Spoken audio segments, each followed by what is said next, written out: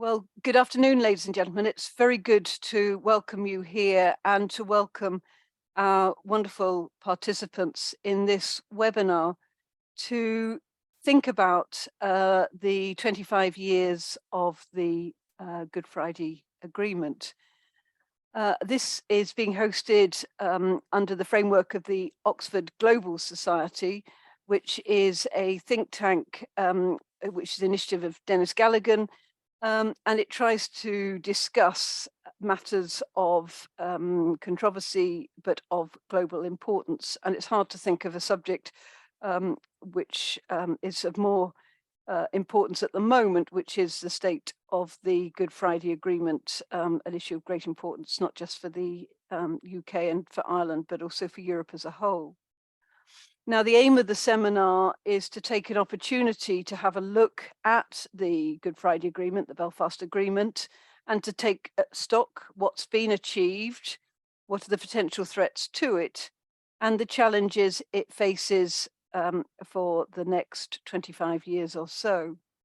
And of course, we're looking at this in a broader context. The Good Friday Agreement was negotiated against the backcloth of both the UK and Ireland being full members of the European Union. Of course, that changed dramatically when the UK voted to leave the European Union in 2016. And one of the things that was particularly striking about the 2016 referendum was just how little attention was paid to the issues that might be generated with the border between the North and the South, and in particular, the effect any Brexit would have on the Good Friday Agreement. Now, as we know, Theresa May went through all sorts of intellectual somersaults to try and work out how to square the circle of not having a hard border between the North and the South, but also not having any form of border which divided the United Kingdom. Her solution, which essentially kept the UK as a whole in the EU's customs union and Northern Ireland as well in the single market for goods, was rejected by Boris Johnson. And Boris Johnson, negotiated the Northern Ireland Protocol, which became what became known as the front stop. But we also know that the Northern Ireland Protocol was not working to the satisfaction of many in Northern Ireland, but also was causing considerable concern amongst the Democratic Unionist Party and the European Research Group. And that led to the Northern Ireland Protocol Bill, which would have had the effect of giving ministers the powers to turn off large parts of the protocol. Change of Prime Minister and a change of mood led to the Windsor Framework, which was agreed in February of this year and was endorsed by both houses of the UK Parliament in the last couple of weeks with an overwhelming majority. The other bit of uncertainty still is, despite the better mood music with the Windsor Framework, is the retained EU law bill, which directly goes contrary to the content of the Northern Ireland Protocol and now the Windsor Framework. Although we learned formally today that the report stage in the House of Lords of that bill has been stopped. It's not clear why and whether this is a pause or whether this is a taste of something more significant. So against that background of where we have got to, may I briefly introduce our speakers. First of all, Marianne Elliott is going first, Professor Emerita and former Director of the Institute of Irish Studies at the University of Liverpool. She is internationally recognised as one of Ireland's leading historians and played a very important role in the promotion of peace efforts in Northern Ireland. I then want to introduce you to Dr. Niamh Gallagher, who is an excellent colleague of mine here at Cambridge, Associate Professor in Modern British and Irish History, Fellow of St. Catherine's, and her book, Ireland and the Great War, A Social and Political History, won the Royal Historical Society's 2020 Whitfield Prize. She's going to be followed by Alan Doss, former Under-Secretary General of the UN. He worked on UN development, humanitarian and peacekeeping issues for more than 4 decades. He is also former president of the Kofi Annan Foundation, and he is a board member of Interpeace. He will then be followed by Sir Ivor Roberts, a former British diplomat, British ambassador in Belgrade, and for these purposes, most importantly, Dublin, head of counterterrorism in the British Foreign Office in the 1980s.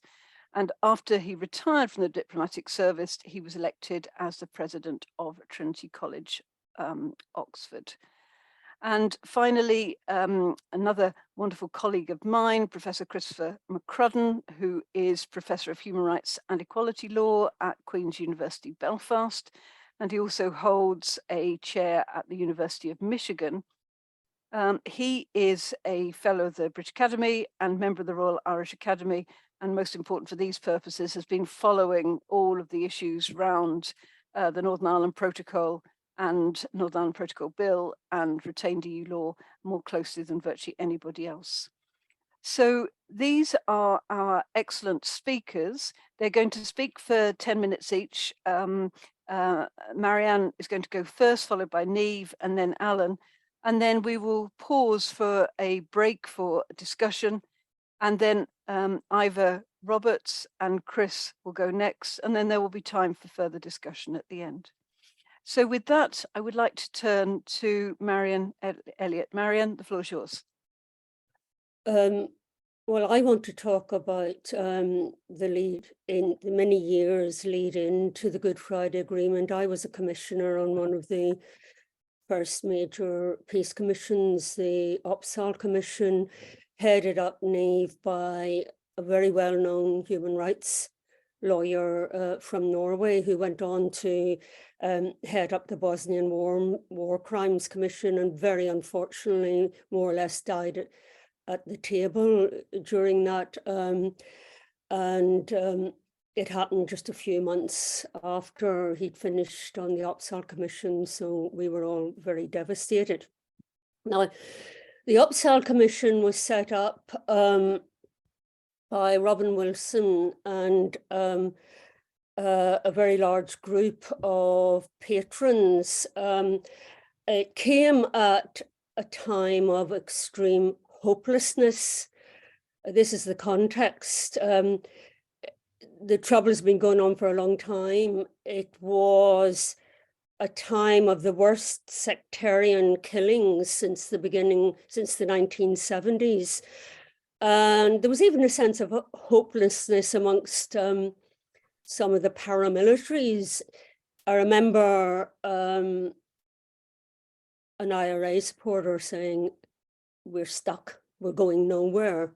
And that was the sense then. The talks, the politicians had broken down. In fact, actually, the politicians weren't talking to each other. So we were independently funded largely by the Rowntree Commission. And we said we'd talk to anybody. And we did. We talked to the paramilitaries and we talked to all the security forces. And I had a particular brief for security and policing, and indeed whether Sinn Féin should be talked to. I want to run through very, very briefly our major areas and what we recommended. We spoke to all our recommendations had come from people's submissions. 3,000 people and groups made submissions to the Commission, and then we had public hearings and confidential hearings, and they were all televised at the time, not the confidential ones, obviously. So a lot of what we were recommending, including the language, ended up in the Good Friday Agreement, unsurprisingly, because the same people who'd been talking to us were talking to the peacemakers. I'll run through very, very briefly. Central to what we were recommending was equality and parity of esteem between the two traditions. And parity of esteem appears throughout the Good Friday Agreement. It was to be, we recommended that it alone was the basis of a return to any kind of constitutional politics, total equality between nationalist and unionist traditions. And then a government, a constitutional situation, and a government based on that basis of total equality. Unfortunately, we weren't totally listened to, because there should have actually been a joint first minister, not the kind of problem we're having at the moment, where in the terms it isn't actually totally equal, but also a veto by one community on the action on the laws. Now, that parity of esteem idea and equality, the area that we were most criticized about, and I spent a long time speaking to Sinn Féin members. I remember particularly hairy moment in Connolly House, where we were just after being mortar bombed by loyalist paramilitaries. But I sensed that there were there was a difference between those Republicans who had been involved in democratic politics, all the councillors, because they were used to compromising. And there was a sense that they wanted to be given the chance to be involved in some kind of democratic government. But of course, they had to convince the more extreme paramilitaries on their side. But we made that recommendation that they should be given they should be taken at their word about wanting to get involved in normal democratic politics, and we recommended that the government should be talking to them. We were absolutely slammed for it. And it was only in the autumn that we learned that, of course, the government had been talking to them all along. But of course, that was very important for the Good Friday Agreement. In terms of security and policing, we found that there was less suspicion of the RUC amongst nationalists than there was of the army, but that the RUC was seen as the arm of a unionist state. And trust in policing would only come about with the change in the political structures. Nevertheless, we recommended a full review of the RUC, starting with a simple change of name, which of course happened quite quickly in the Good Friday Agreement. The other areas that we spent a lot of time talking about were human rights, and we addressed that both in Northern Ireland and in the South. And interestingly, one of the things that we were absolutely adamant about, that the Irish government needed to set up a commission to review the power of the Catholic Church in society in the Republic of Ireland. Well, of course, that has resolved itself. That's kind of gone out the window. That's because that was one of the main fears of the unionist community. Well, that of course is gone now, which is very good. We also looking at human rights, and we spelled out quite a lot. We recommended that both Britain and the Irish Republic should be incorporated into the European Commission of Human Rights, which happened with the Good Friday Agreement. We spent quite a lot of time talking to women activists, and I remember being very, very shocked at the time that none of the political parties at that time, even Alliance, that has done so much for women's participation, actually had women politicians. All the members were male, which was absolutely shocking. And we did, a lot of the women becoming involved actually did go on to set up the Women's Coalition, and Monica McWilliams was very generous recently to point out that, in fact, she and others had taken a lot of inspiration from us, because we involved a lot of women in what we were doing. And lastly, when it came to, there's issues that still have not been addressed. The problems kind of coming up from society and still there in Northern Ireland. the problems of lack of integrated education and housing. We made quite a lot of recommendations on both of them. The Good Friday Agreement did as well, and they still have not happened. And if I get a chance to come back to talk about it, the real problem isn't the education. It's too late then. The real problem is that people aren't living together. Thank you very much indeed, Marianne. That was absolutely fascinating. And I turn now to Niamh Gallagher. Niamh, the floor is yours. Thanks, Catherine, and thank you all for coming today. It's a real pleasure to speak to you. So I want to outline 3 points in the next 10 minutes, and I'll hopefully stick as closely to that as I can.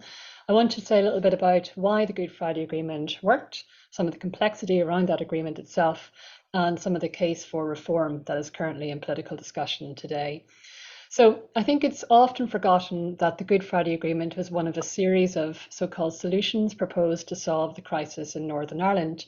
Power sharing had been the only real solution that the UK government had for managing so-called divided relations in Northern Ireland, and it had this since 1973. For the first 50 years of its existence, very little attention was paid to what was happening in Northern Ireland, which, as Marianne has sort of touched on, was generally a one-party region for most of those 50 years, in which many inequities happened that came to the fore during the civil rights campaign of the 1960s. So really, at the end of the 1960s is when a series of UK governments started to pay more interest in the region. And 1973 was the first, I suppose, legislative attempt to try to solve what was happening.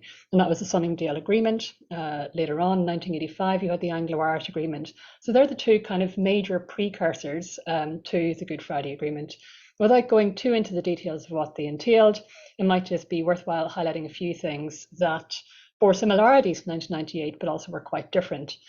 The 1973 agreement at the Sunningdale tried to revive elements of the initial Government of Ireland Act in 1920, which was itself partition.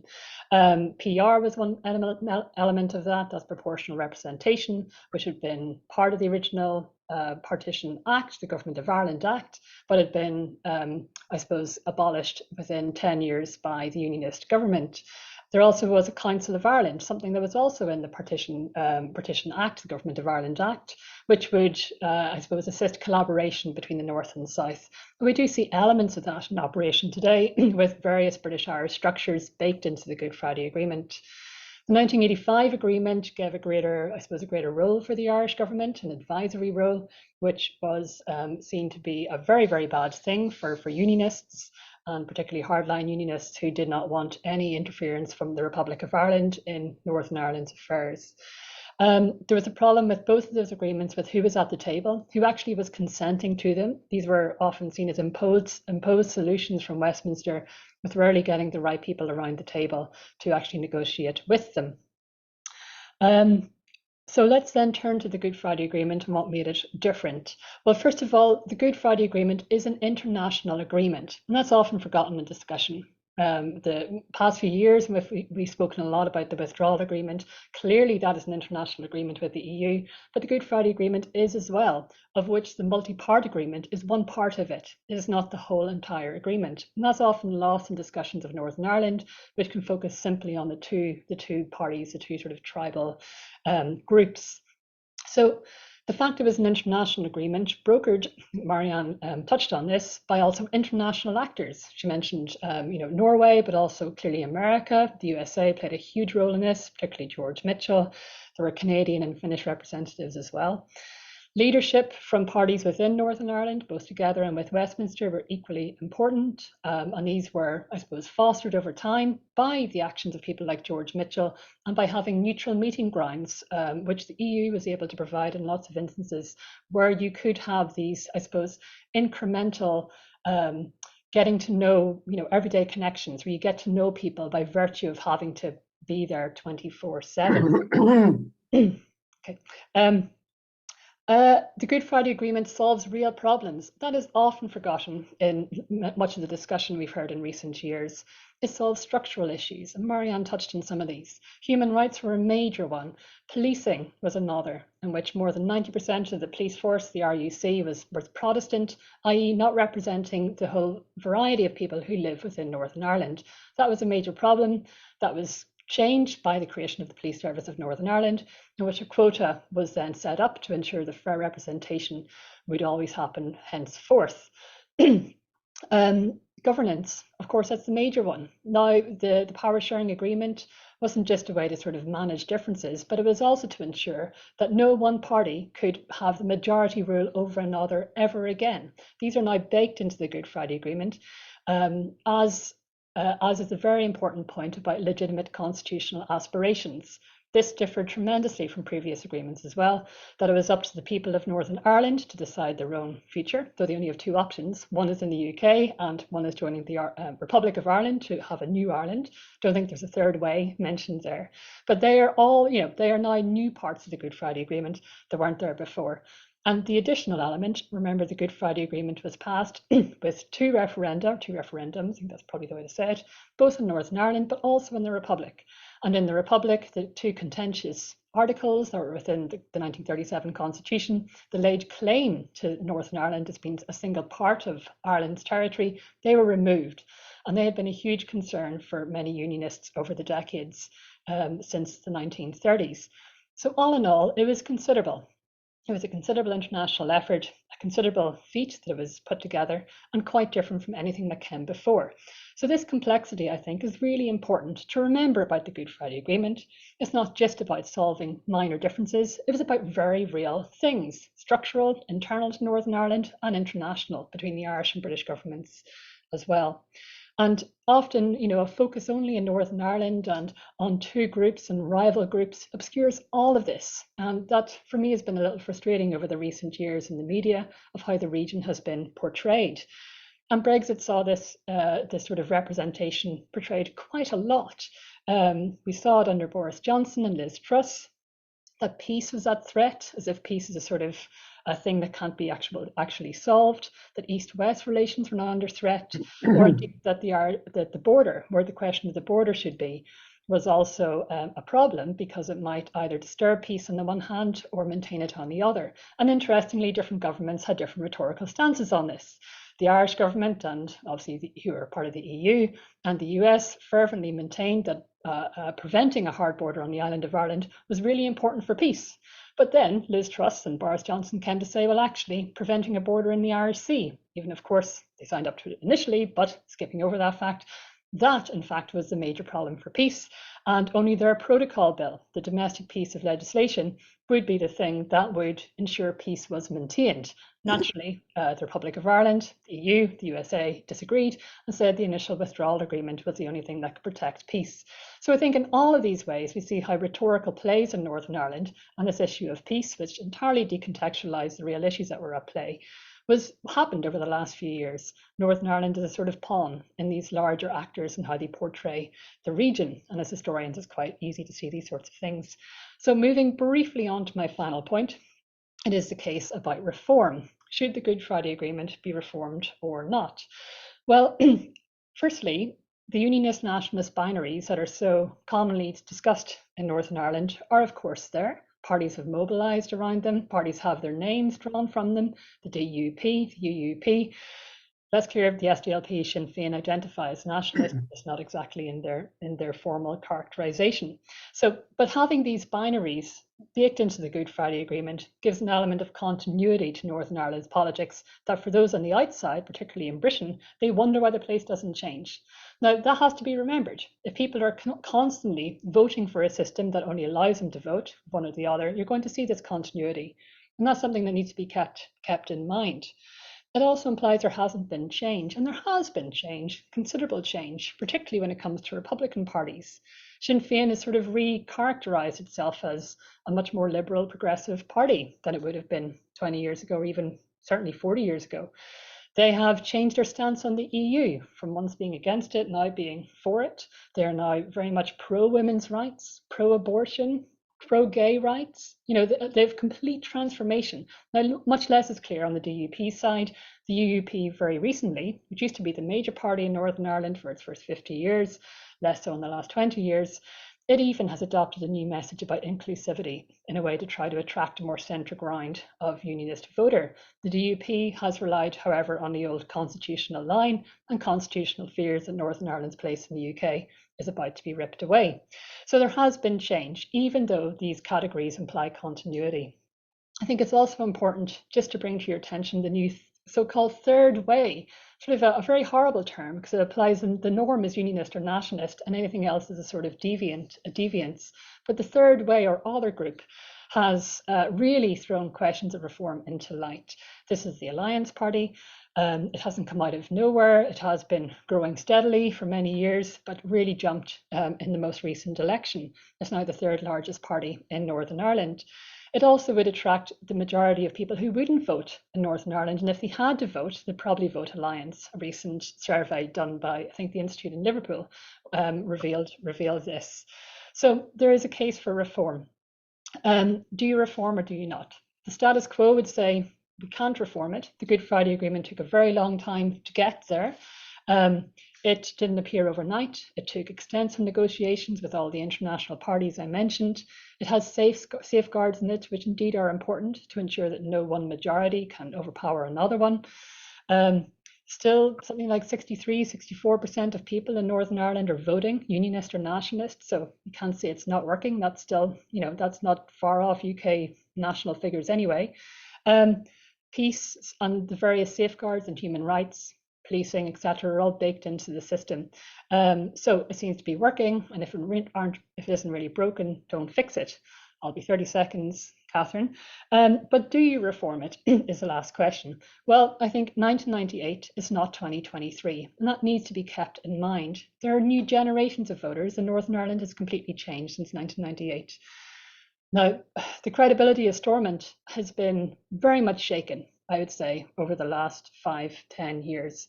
And these are because of various mechanisms in the Good Friday Agreement that have been misused by all political parties, but alas, the DUP come to light as more heavily misusing some of them than others. That is the petition of concern, for example, or indeed, most recently, the ability to hold all of the institutions to hostage because UK national policy doesn't align with what one region would like.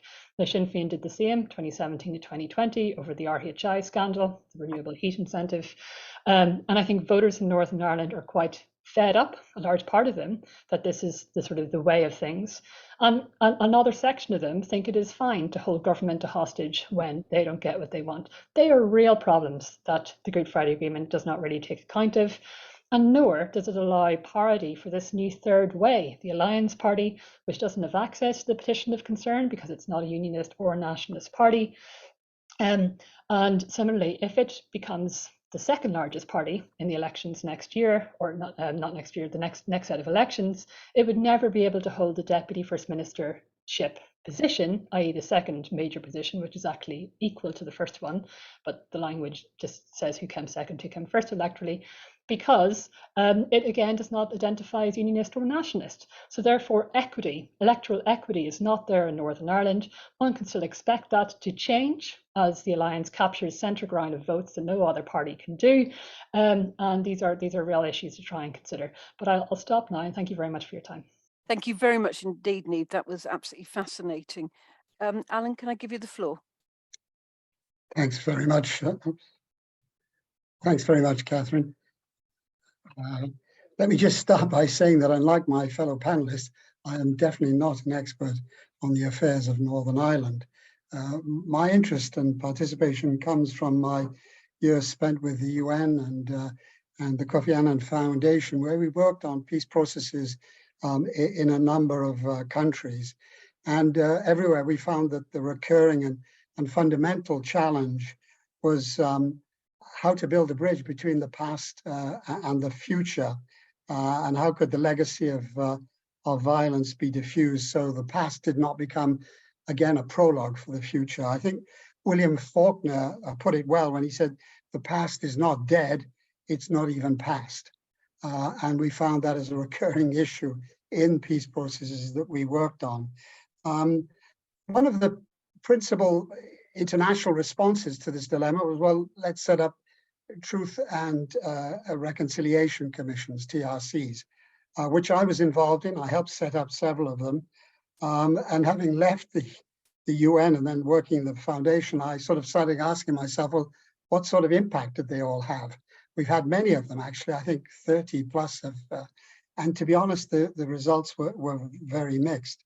So we set up a joint inquiry or review with the International Center for Transitional Justice and Interpeace to look at some of them. We had some case studies, including, interestingly, although they didn't have a TRC, as you know, one on Northern Ireland. If I may, I'll just briefly touch on some key conclusions, because I think they're of interest to our discussion today of the review. First, and most obviously, reconciliation is a long-term process. It requires a sustained commitment that goes beyond the vagaries of contemporary politics and the changeable priorities of politicians. We need an approach that brings stakeholders together to sustain a shared vision over time. This is not something that will happen in, say, in a few weeks or months. Secondly, there's no single model of success. Success has been elusive in some cases, more success in others. But the problem also is that the further you get from the peace agreement, complacency sets in. And that's a risk, because a new generation comes into office or authority and forgets or is unaware of what went before. And I think the particularly power sharing agreements lose their validity as new actors come on the scene. Third point would be to say that reconciliation works best when it's at both a vertical as well as a horizontal level. Horizontally, because we need to bring communities together across segments in society. Vertically, because society has to work with the institutions of the state. And as we know right now in Northern Ireland, and again, I stand to be corrected by my colleagues, that relationship between the vertical and the level isn't working too well. The institutions of the state are blocked, and therefore reconciliation at that level is blocked. And then finally, I think this is also important, we found that TRC recommendations that seek to establish accountability, which is really important, are likely to encounter reluctance due to concerns that peace might be disrupted should powerful people and powerful interests be implicated. We found sometimes there was, I'm afraid, in the short run, a trade-off between justice and peace. As you all know, and as I just mentioned, the Good Friday Agreement doesn't actually include, doesn't mandate a TRC, but it does speak to the issue of reconciliation. I have a quote from the Declaration of Support, which states that we firmly dedicate ourselves to the achievement of reconciliation, tolerance, and mutual trust, and adds in the section on reconciliation and victims of violence that it is essential to acknowledge and address the suffering of the victims of violence as a necessary element of reconciliation. So reconciliation is there. But overall, engaging the Northern Ireland experience, our review noted that while violence had been contained and peace had delivered some important socioeconomic dividends and reform, I think Niamh just mentioned police reforms, it did nevertheless warn, and this is, I think, important, about the incapacity of public institutions to purposefully address entrenched ethno-nationalist dynamics which prevent them from contributing to the dissolution of the historical barriers of intercommunal mistrust that continue to throw up political roadblocks. As regards the practice of reconciliation, the agreement called for the development of special community-based initiatives based on international best practice. And in fact, I think our review found that the local partnership structures in Northern Ireland, which are community-based initiatives, have been a very successful part in many ways of the work of peace building after the Good Friday Agreement. And they've actually provided a means to disentangle, if you will, reconciliation at the local level, at the ground level, from the grip of national politics and politicians. And much of that has been led, as I said, by local actors, which seems to confirm another key conclusion of the review, which is, and I quote, reconciliation cannot be imposed from outside, but must be driven from within. Just a final couple of points, if I may. One aspect of post-conflict reconciliation, however, that hasn't been well addressed is, of course, the cross-generational impact of conflict on young people and children.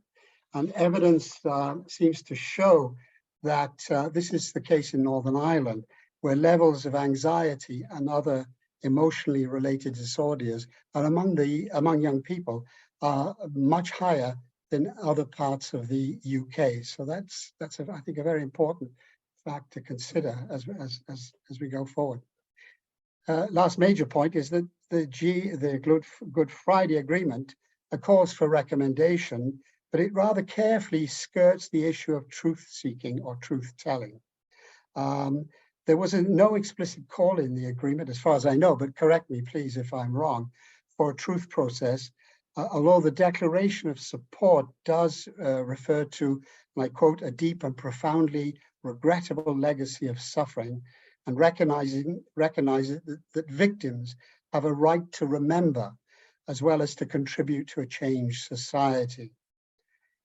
In my view, truth would also serve as a powerful memorial to those victims, as well as a step towards addressing impunity. However, and as I know from personal involvement in various peace negotiations, truth-telling and reconciliation are not comfortable bedfellows, especially if judicial sanctions may result. To conclude, I think the title of the webinar, A Troubled Past and an Uncertain Future, sums up very succinctly the continuing challenge for Northern Ireland as it seeks to implement or extend the Good Friday Agreement and its call for reconciliation. Brexit has clearly complicated the peace agenda in Northern Ireland, but it has not derailed it. However, that agenda needs reinvigoration in some respects. Reconciliation helped to bring peace to Northern Ireland, but peace has to entrench reconciliation to dissipate the lingering shadows of a troubled past. Thank you. Thank you very much indeed, Alan, for that very helpful and fascinating intervention. I wonder if I could just ask Marianne to comment on particularly what Alan has just said. He offered a nuanced but slightly more optimistic view, and I was struck in particular by your trailing of the fact that where there has been a failure has been over integrated housing and also integrating schooling. I wonder if you wanted to take this opportunity to comment on anything along those lines. We certainly find on that commission that it was at community level that most of the willingness and the new ideas were coming from, and their sense of helplessness was beginning to push a peace process. That demand was coming from the bottom up. And I do know and appreciate what Alan says, that an awful lot of the things that are happening with reconciliation have come from communities. But I do have to say that Brexit severely damaged them. Some of the best groups are just about to lose their funding. It's something I don't see an awful lot of consideration given to, the huge peace funds that the EU put into Northern Ireland.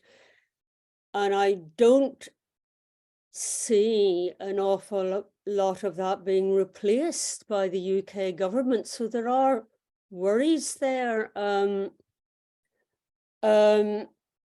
Also, those kind of people working at community level are in a very divided society, as I keep saying. You know, they will be in areas that are still largely one community. And I hate to kind of bring a note of gloom into this. Chris will recognize this, and I've done a lot of writing on this. Chris and I grew up in an area that was totally mixed, North Belfast, that very quickly after the Troubles broke out was one of the area where had most peace lines going up, dividing what had been mixed communities in the past, and that hasn't been resolved yet. As soon as any kind of, I mean, I'm straying a little bit away from what you're saying here, Alan, but I do totally agree with you that those people, you know, in the working class communities who are still there, where the predominant victims, the Northern Ireland Troubles, were largely working class and working class. And yes, the whole talk about, you know, how we deal with the past and memory and everything is still hanging there.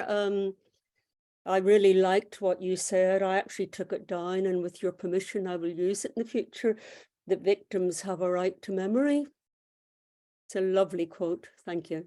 Thank you very much indeed. Does anyone else want to comment on what they've heard so far?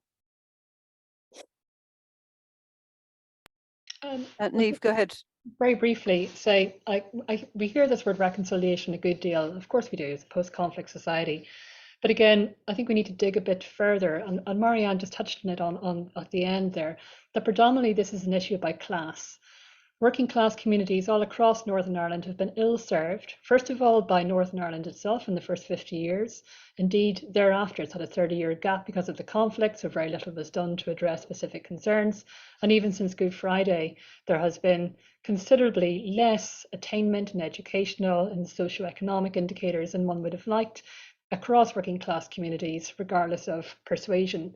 And you know, this seems to me to be the real area to address. It's sort of obscured by slightly important but loftier language of reconciliation, like they have to get it together. There's real structural issues to solve here.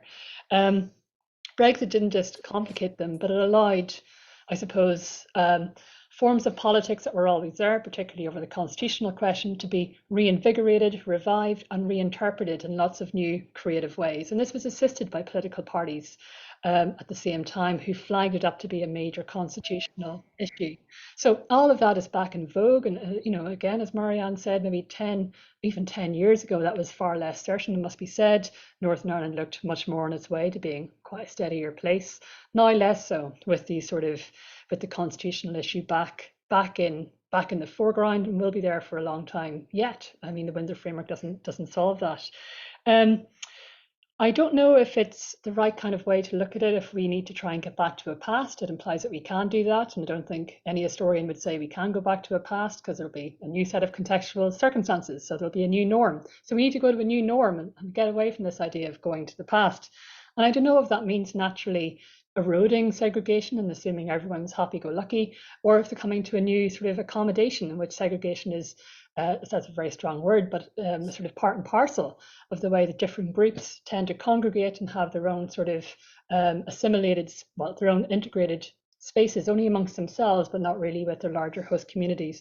I don't know. I'm not someone to predict in the future. I only try to look at the past and make everything a bit more complicated. A couple of things.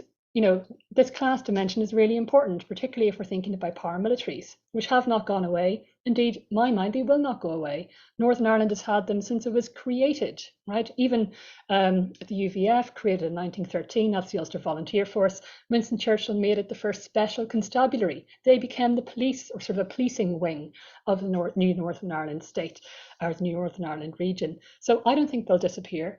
And they certainly won't disappear if we don't address specific class concerns that are around education, social and economic inequality, crime, which is quite rife in Northern Ireland. We've seen it over the last few days with feuds within loyalist paramilitaries. Is it the UFF that's now diverged into two different groups? I can't even remember. There's quite a few of them, UFF or the UDA. And really, this is a large question about masculinity. It's a question about young men with not many opportunities in front of them, who don't have an incentive for education or jobs or any attainment like that, but instead have these sort of old, renewed ideologies thrown upon them to fight for a cause. And especially if they get involved in drugs and find themselves short of money, then they're given very few options by the paramilitaries that still control the state. So I think it is much more complicated than just reconciliation. And we just need to drill down a bit into the specific issues if we're actually going to solve them. Thank you. Thank you, Niamh. That's really very helpful. Chris. Just very briefly, and to weigh in support of Niamh and Marianne, but 2 points briefly. The first is that I would say up till 2016, we were looking into the possibility of Northern Ireland becoming a post-conflict society, and therefore a lot of the questions about truth, reconciliation, legacy was set in the context of a post-conflict society. Unfortunately, now that's under question. Over the past few years, and I have to say it's largely because of Brexit, the post-conflict nature of Northern Ireland is now threatened. We're seeing a resuscitation of worrying themes and worrying trends that show at least shadows of the past conflict. And I'm not trying to exaggerate here. I'm not definitely don't want to be saber rattling and raising, fears unduly, but there is a real question about how far we can now describe it any longer as a post-conflict society. And I think that's really very worrying indeed, and supports, I think, what Marianne and Niamh have been raising as well. So this question about how best to handle a post-conflict society, I'm not sure we're there yet. Thank you, Chris. That's really very helpful. And actually, all of this feeds very neatly into Ivor Roberts' talk, which I will give you the floor, Ivor, if you would like to talk about. I think you're going to talk about terrorism and the emergence of the PIRI. Yeah, well, a lot of what I was going to say has already been covered by Niamh. The ultimate problem is that the men of violence haven't gone away, to use a tired old phrase from the Troubles. I think that when we talk about the origins of the violence, and you have to go back to the very beginning of the Troubles, where you had the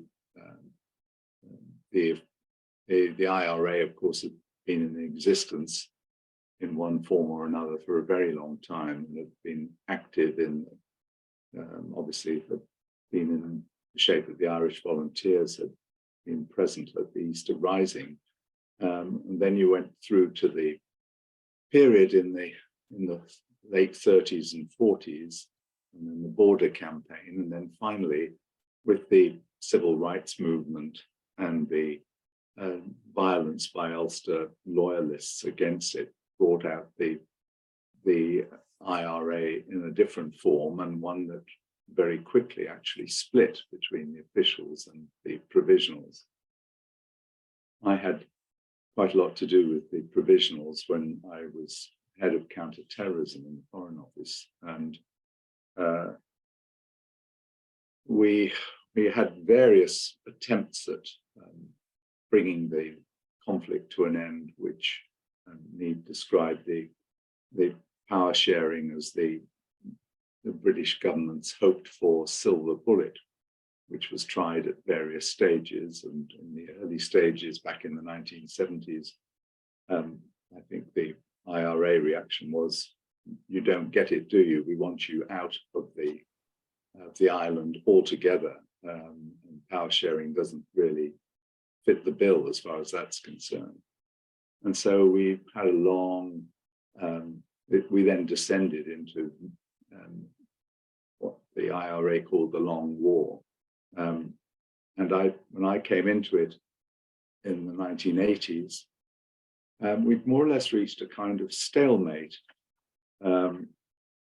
where the IRA were not going to be defeated, but equally they hadn't got the military force to drive the British out of Northern Ireland.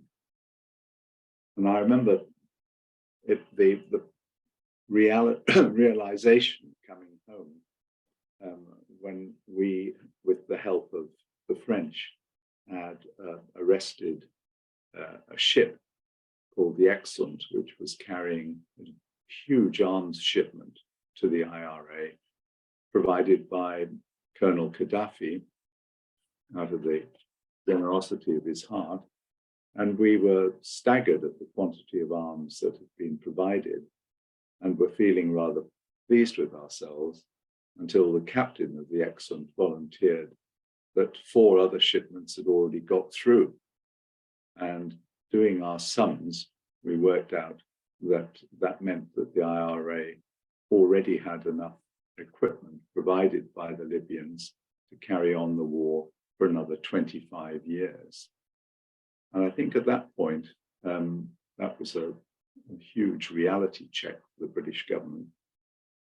And I think it led to a very much more vigorous approach to getting some kind of peace agreement underway, and that eventually led to the Downing Street Declaration and on to the Good Friday Agreement. But I've always regarded the Good Friday Agreement as just that, an agreement and not a settlement. And the fact that we have so many peace walls still in evidence in Belfast in particular is evidence of the fact that the communities are still far apart. And it's quite depressing when you see the continuing paramilitary activity on both sides. The numbers involved on the loyalist side are really significant. I think we're talking about thousands, but it's more a question, I think, of morphing from a political ideology into straight criminality in the majority of cases on the loyalist side. On the Republican side, you've still got, you've had a continuation, well, the continuity IRA, I suppose, of the oldest of the dissident Republican groups, and closely followed by the real IRA, who regarded the Good Friday Agreement as a sellout. And they, along with various smaller groups, are now changed into the name of the new IRA, who have been active and as recently as the end of last year carrying out shootings, attempting murder of a police service of Northern Ireland chief inspector. I don't think any of that is going to stop. And indeed, rather depressingly, the risk level in Northern Ireland has been raised to the highest possible, suggesting that an attack is almost inevitable. I think the real IRA at one stage I thought were going to be, well, they were literally decapitated when their head, Mickey McKevitt, who had been the Quartermaster General of the Provisional IRA, was convicted in the Supreme Court, in the Special Criminal Court in Dublin, in the early 2000s of directing terrorism and sentenced to 20 years. And of course, as a refusenik of the Good Friday Agreement, didn't benefit or couldn't benefit from a prisoner release. I gave evidence, I gave up my diplomatic immunity while I was ambassador in Dublin to give evidence against McCavitt. So I was particularly relieved that he got such a lengthy sentence. But the Republican splinter groups, now temporarily united, will continue. And I don't see any end of that. And I think on the other side, because what was being talked about, I think Niamh was talking in particular about the sense, a social and class sense of the way that I think the Protestant community in particular feel paradoxically, you might think after the Good Friday Agreement, that they were the losers in the process. And whereas Sinn Féin have very smartly talked up the benefits of the peace process, on the other side, there's been no one who's taken the lead in talking up the benefits of the peace process. And as a result, there's a kind of vacuum on the loyalist side, which is filled by paramilitaries who simply continue in existence because it's financially sensible for them to continue to do so, and no disincentive because they feel themselves as losers and that their identity is under threat. And I think that's the sobering reality of Northern Ireland today. Thank you very much indeed, Ivor, for that succinct but ultimately rather gloomy assessment. But it neatly leads into Chris's talk. Chris is going to talk about the post-Windsor framework and the challenges of governance. Chris, the floor's yours. Thanks, Catherine, and thanks to the organisers for inviting me. There are really three issues I want to try to highlight for discussion. The first relates to the issue of trust, the second to the rule of law, and the third to capacity building. So I'll assume that the negotiations between the EU and the UK will be never-ending. Not only in the context of the Windsor Framework, but also and increasingly in the context of the Trade and Cooperation Agreement, particularly with its review over the next couple of years. And the second assumption I'll make is that as a result, Northern Ireland governance will include not only what happens in the Assembly and the Executive, if it were restored, but also in Whitehall and Westminster, so far as it impacts Northern Ireland. So if we're talking about the governance of Northern Ireland, it's really both Brussels continuing, London and Belfast, leave aside Dublin and Washington. So if either of those assumptions prove to be ill-founded, then what I'm about to say will change significantly. So turning first to the issue of trust and distrust. So this arises obviously, and of course, between multiple sets of political actors, including between the Northern Ireland political parties and between Northern Ireland political actors and GB political actors. But the trust relationship I want to focus on primarily in the next couple of minutes is that between the UK and the EU and between Ireland and the UK, insofar as that impacts on Northern Ireland. And it seems to me that the two key elements in trust are risk and reciprocation. So the willingness to take risks arises because we place ourselves to a degree at least in the hands of others, and that's always risky. Our confidence that that risk is worth running seems to me to depend on three elements: the competence or reliability of the other party, the integrity and honesty of the other party, and a belief that the other party is committed to do no harm to us in specific situations. If any of those dimensions of trust are absent, one of the parties is likely to consider that the other party is not trustworthy. And here we come to the problem. because I don't think it's controversial that trust has been a scarce commodity in the past 6 long years across all of those dimensions. So unless trust is re-established, at least initially between the UK and the EU, and then between Ireland and the UK, operating the Windsor Framework in the way that's envisaged is likely to prove next to impossible, with Northern Ireland being collateral damage. There are, of course, signs, which are extremely welcome, that perhaps there's greater trust recently at a personal level between Ursula von der Leyen and Rishi Sunak.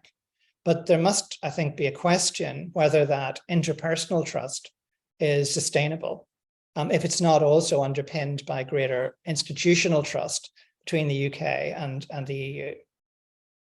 One of the ways in which trust can be restored is by a firm commitment to upholding previous bargains, which brings me to my second point concerning the rule of law.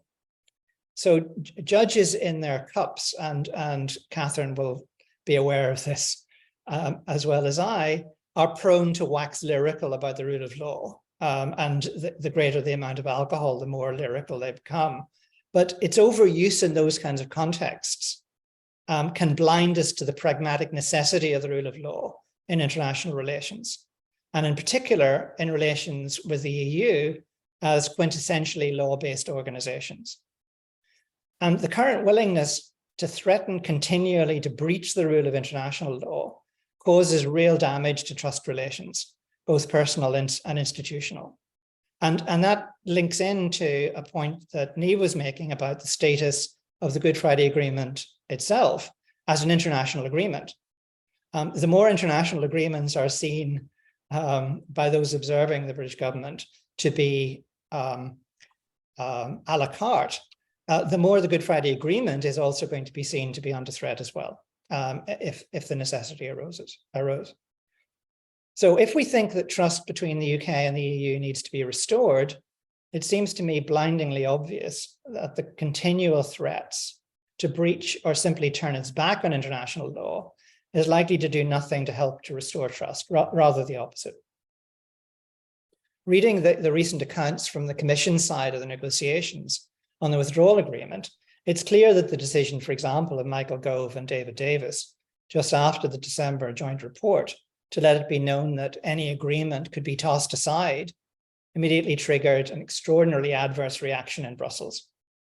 So since then, we've seen, just to list them, the threat to breach international law in the Internal Markets Bill, the unilateral and unlawful extension of grace periods, the threat to the protocol in the Northern Ireland Protocol Bill, now withdrawn, accompanied by, I have to say, the embarrassing justification based on the doctrine of necessity, whoever dreamed that up. The decision to go ahead with the illegal migration bill, despite clear legal advice that it was unlawful under the ECHR, continuing backbench threats to leave the ECHR, and most recently anonymous briefings prior to the conclusion of the Windsor Framework, the judgments adverse to the UK by the Court of Justice and the International Arbitration Body would simply be long-fingered and not implemented. To misquote Lady Bracknell, if I may, to breach international law once looks like carelessness. To breach it or to threaten to breach it on multiple occasions looks like a plan. So threats to the rule of international law still seem to be part of a negotiating strategy with direct implications for the Good Friday Agreement, in the case of the ECHR and indeed the Trade and Cooperation Agreement. So in light of all of that, a key question is whether the UK government will implement the Windsor Agreement in good faith and without breaching the Good Friday Agreement. And I have to say that past experience does not lead me to be overly optimistic. And some of the recent comments of the Secretary of State for Northern Ireland have added fuel to that fire, as is the apparent decision to continue with the retained EU law bill, though as we've seen, it's now been temporarily at least halted. I hope that will remain, that will be a permanent withdrawal, because it's entirely inconsistent with the logic of the Windsor Agreement, as you said, Catherine, in envisaging even more divergence between GB and Northern Ireland regulatory systems. That is the result of the retained EU bill. So it really is past time, I think, to drop the rather cynical ideology of international relations realism, as it's sometimes called, for the UK to rejoin the liberal rules-based international order and to commit sincerely to adhere to the rule of law, even when it means short-term political embarrassment. Surely the penny is dropped by now that the EU as a law-based institution cannot possibly have stable, friendly, cooperative relationships with the UK otherwise. And I make this point not least because of the impact all of this has on Northern Ireland, because the fallout of bad relations between the EU and Britain and the UK has direct and immediate consequences for Northern Ireland economically, but also politically. So we need to get this right from the point of view of the long-term stability of Northern Ireland. Finally, I'll turn to the issue of capacity building. So by that, I mean the capacity of various actors to be able to participate fully in the way the Windsor Framework envisages. The framework will establish an, at first glance, indeed at a second glance, bewildering array of committees and consultation opportunities. And in the case of the storm and break, consultation requirements. And the result of this is a highly complex new regulatory environment that civil servants, politicians, lawyers, judges, and civil society in Northern Ireland, but also critically in Whitehall and Westminster, will have to master if they're able to take advantage of the new system. And if they prove not to be capable of doing that, the new arrangements will collapse sooner rather than later. That means significantly increased attention to capacity building across all these sectors in Britain as well as in Northern Ireland. And I have to say some recent involvement with decision-making in Whitehall does not lead me to be optimistic that that kind of capacity with regard to Northern Ireland specifically is very much present, except in a couple of the departments. But across Whitehall in general, it's massively weak. And in particular, a more sophisticated awareness, therefore, of how decisions in Whitehall in non-devolved areas impact on Northern Ireland is now a vital requirement.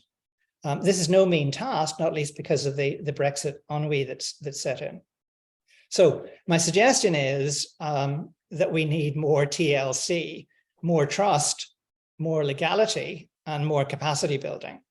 And all of these are interconnected. If one fails, the impact on the others will be significant. So, to coin a phrase, I'm afraid we need everything, everywhere, all at once. And perhaps on that note, I'll end. Well, thank you very much indeed. This is a further salutary tale.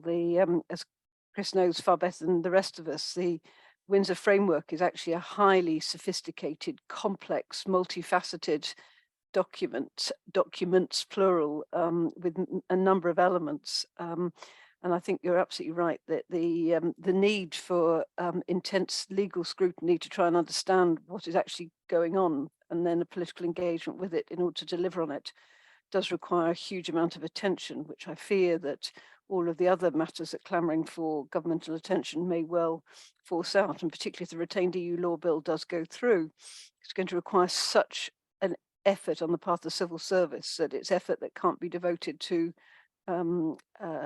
these issues amongst others. Now, again, I'm asking if any of our audience have got questions, but in the absence of that, my question to all of you is essentially a forward-looking one, which is what is going to happen about Northern Ireland being able to govern itself? What's going to happen over the whether the Northern Ireland Executive and Assembly can be reconvened in any form? Have any of you got any thoughts about how this might happen, and what sort of timescale might this occur?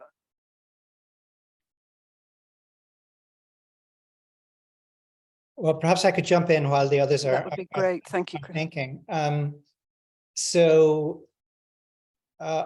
think it's fairly clear that politically, the DUP is not going to jump until the May elections are out of the way. That there seems to be a general consensus on that. The question is, as Marianne said before the rest of the audience joined us, is how the deep division within unionism is going to resolve itself. And this is obviously an existential point in unionism's progress in Northern Ireland. I agree with Marianne that that is a really difficult decision for unionism at the moment, particularly because unionism has long had a kind of narrative of the great betrayal, that at some point somebody is, and usually the British government, is going to be seen to be betraying them. With some justification, I have to say, that they've been led up the garden path on several occasions. So the question, I think the immediate question is going to be what happens to the DUP after the May elections. Really for the first time in several years, there is now a real choice in the unionist electorate between three parties, with clear blue water at least between two of them.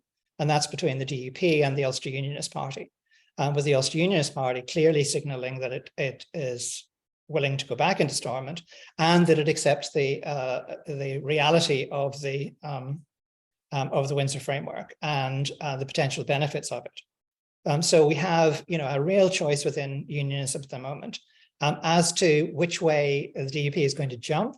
It would be braver souls than I would to predict that. Longer term, it seems to me that there is simply no other alternative to the Good Friday Agreement.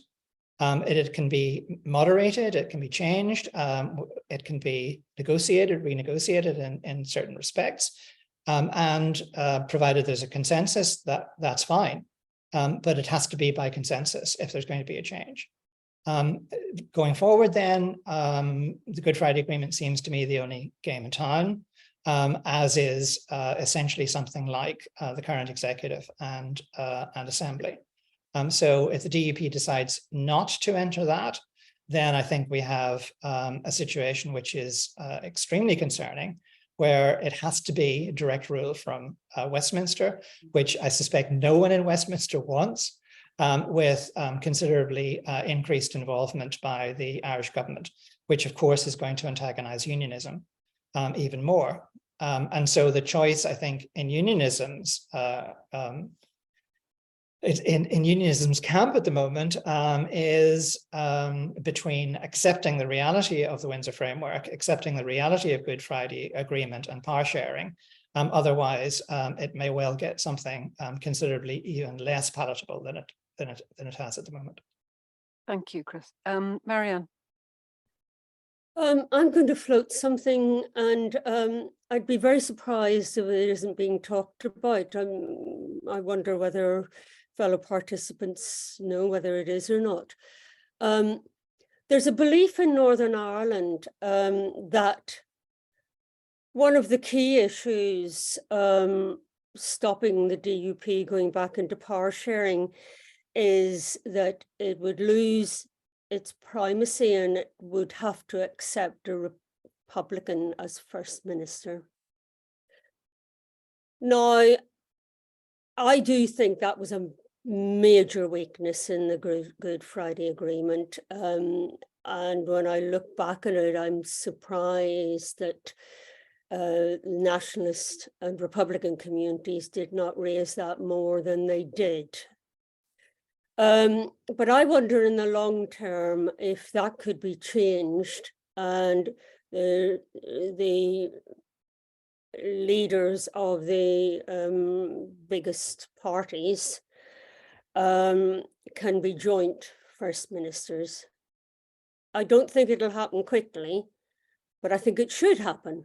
It would certainly help some unionists over the temporary hump of being made to feel that they are now in the secondary position that the nationalists had to put up with for the whole of the history of Northern Ireland. The second point is, and this is where Chris and I agree, that, you know, these local elections are going to be so much more important than local elections in Britain. Doug Beattie of the Ulster Unionist Party wants to go back into government, has said that quite publicly. And it's going to be really quite interesting to see if unionists might vote for that. The one thing that might stop moderate unionists is the amazing growth of the Alliance Party. And this brings me on to my third point, and I'll stop then.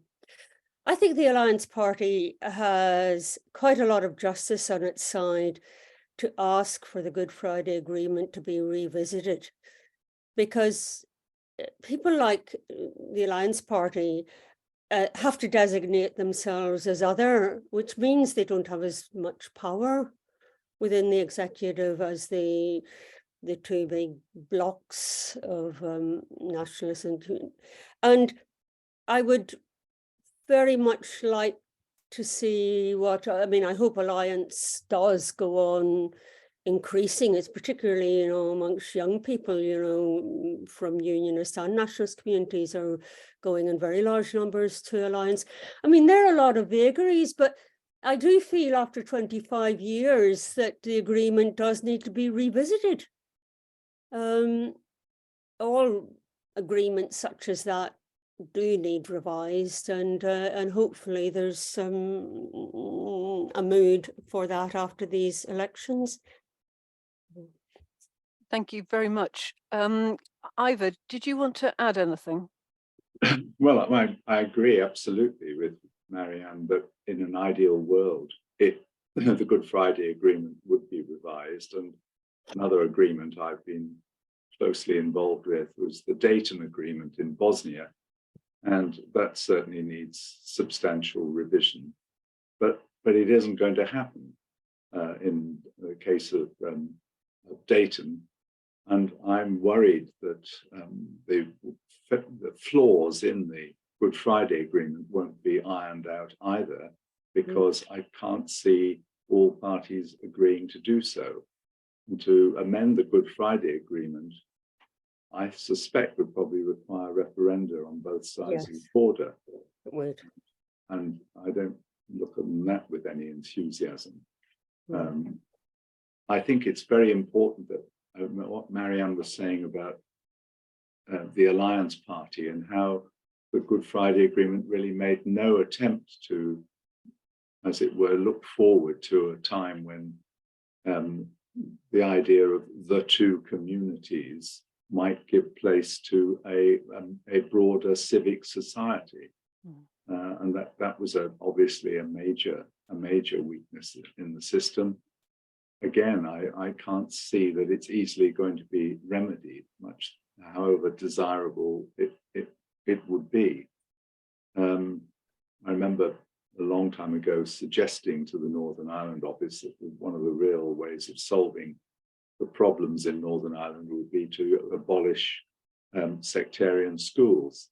And this was greeted with absolute horror and quotes from the Butler Education Act that, you know, parents must be allowed to decide, and that they want to have sectarian schools. Well, then that's absolutely fine. But it seems to me that, as I said at the time, it's much harder to imagine people who've been at school together, and two of you here have been at school together, killing each other when you played together in the playground.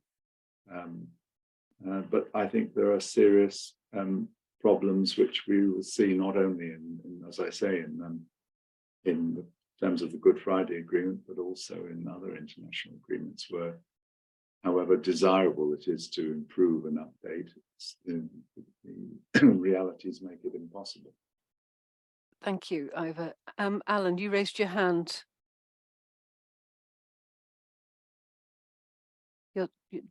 Yes, I was quite struck. I think it was Chris who mentioned this, the problem of trust. And this is so fundamental in all the peace negotiations I was involved in, different places, different regions. That was the fundamental problem we had to overcome, the distrust between the participants based on many years, often, believe it or not, centuries of mistrust. So I was wondering, in the context particularly of the Northern Ireland Agreement, where again this problem is seems to be sent in front of lack of trust, particularly amongst political leaders, to see a better future and to reject some of the elements of the past. What his and other panelists' ideas might be to help build that trust that is so vital if you're going to have a progressive society that can live and work together and overcome some of the problems that we've just been mentioning, schooling, housing, and so forth. Thank you very much indeed. We're running out of time. Niamh, I'd just give you the final word. Chris, is that a residual hand? No, it's a real hand. Okay, fantastic. In which case, Niamh, and then Chris, and then we will wrap up. Oh, brilliant. Very briefly, Chris, I really like what you had to say, so I don't want to repeat any of what you say. Just what might be useful as well for some of our listeners is unionism has become quite a fragmented space, which I think the panelists have made clear. For a long time, unionism had to rely on unity. That's built into the word. That means obscuring every other natural difference that there usually is between parties, regional, class, wealth, whatever, even religious differences within Protestantism for a time. All of these are obscured by the focus on the constitutional question. And that has been what the DUP has tried to revive in its recent rhetoric, focusing again on that. And maybe it's successfully clawed back some votes from the centre, but it hasn't clawed back ones that are going to an even more extreme party called the Traditional Unionist Voice. He only won one seat at the last election, but actually won quite a large number of the popular vote. Because of the odd system in Northern Ireland, I don't think they didn't play that game very well. So the DUP is looking over its shoulder to the TUV. One of the reasons it's still refusing to enter Stormont is because it clearly made a political calculation. Does it play to the centre or does it play to its hardliners? And I think it's figured that it's going to get more voters from the hardliners than the centre, hence its refusal to go back into Stormont. You can't fix that until you modify the agreement, but important things have been raised here. Is the political will there to do so? Maybe on a majority basis it is, but on a cross-community, unionist, nationalist designated basis within the agreement, i.e. the largest parties only matter, no it isn't. So it depends on your definition. So I'll pause there and hand over to Chris. Thanks. Thank you. And Chris? Just three caveats to what's been said a little bit. The first caveat is the rise of Alliance. And Alliance obviously has increased its share of the vote. Whether it's going to make a breakthrough to become one of the two main parties, I think is a lot more doubtful at the moment. The question is going to be at this forthcoming election, how far it breaks through this barrier of getting, about 19% of the vote. And just a bit of a caveat whether that's going to happen or not, partly because of the fractured nature of unionism and the decision of the UUP to be slightly more moderate than it has in the past. That's the first caveat. Second caveat is with regard to segregated schools and the question about that. For a long time, forgive me, Sir Ivor, outsiders have concentrated very often on the segregated schools as the major problem. I picked up from Marianne, and if I picked it up rightly, I agree with her. I do not think that is the major problem. Housing is certainly a major problem, but the other problem that arises in the segregated schools situation is that quite a large proportion of Catholics, to be crude about it, think that their schools are considerably better than a lot of the state schools. The recent rise of the Catholic middle class is a lot to do with the quality of Catholic education. There's a question here about why you want to switch out of that system into a system which is potentially demonstrably rather weaker in the state sector. So that's the second caveat, and I know that that's going to be unpopular in certain quarters.